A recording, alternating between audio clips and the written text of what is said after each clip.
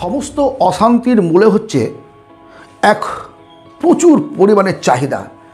আমি যেটা পারবো না, আমার ক্ষমতার বাইরে যদি আমি কিছু চাই, তাহলে আমার ভেতরে একটা আকাঙ্ক্ষা, প্রচুর একটা বড় আকাঙ্ক্ষা কিন্তু জন্ম নেবে।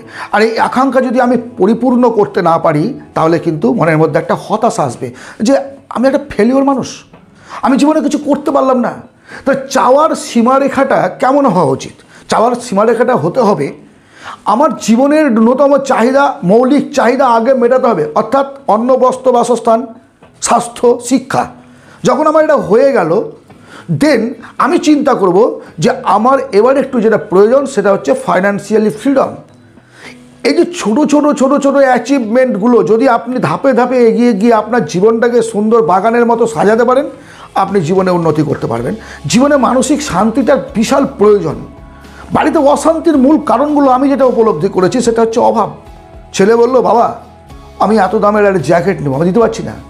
মনের মধ্যে অশান্তি হলো, বউয়ের সঙ্গে অশান্তি হলো, কী করছো সারাদিন ধরে পরিশ্রম করছো, ইনকাম করতে পারছো না। আরে বস, কম্পিটিশনের যুগ, ইনকাম যে হারে বাড়ছে খরচ তার থেকে অনেক বাড়ছে। সুতরাং চাহিদাটাকে আপনার নিডের অনুযায়ী রাখুন। আমি এই চ্যানেলে শুধু বলতে চাই মানসিক শান্তি, মানসিক তৃপ্তি, ইনকাম তো করতে হবে, বস টাকা ইনকাম না করলে জীবনে কিছু হবে না। কিন্তু তার সঙ্গে তো শান্তির প্রয়োজন। শান্তি কখন পাবেন?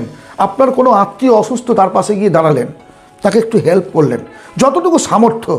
আপনার পাড়ার কোনো একটা অনুষ্ঠানে আপনি অংশ নিলেন, বিপদে অংশ নিলেন, আনন্দের দিনে অংশ নিলেন, একটা বিশাল শান্তি আসবে। হ্যাঁ, এর মধ্যে অনেক সমালোচনা, ঝড়, আপনাকে নিয়ে বিদ্রূপ করা, এগুলো থাকবে। নিজেকে নদীর স্রোতের মতো করুন।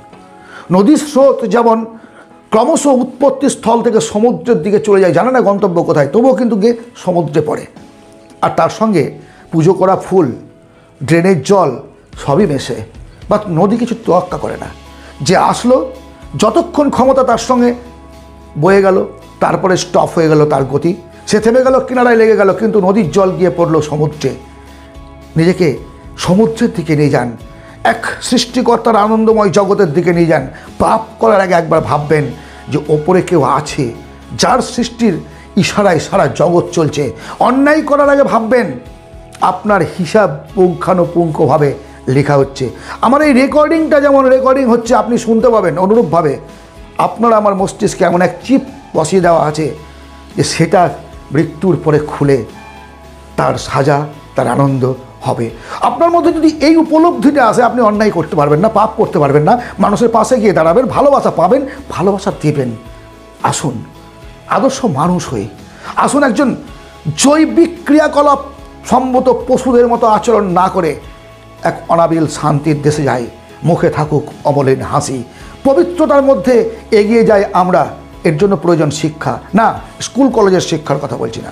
শিক্ষাটা হতে হবে আপনার ভেতরের এক গভীর অন্তঃস্থল থেকে বেরিয়ে আসা। এটা বিদ্যার সঙ্গে কোনো সম্পর্ক নয়।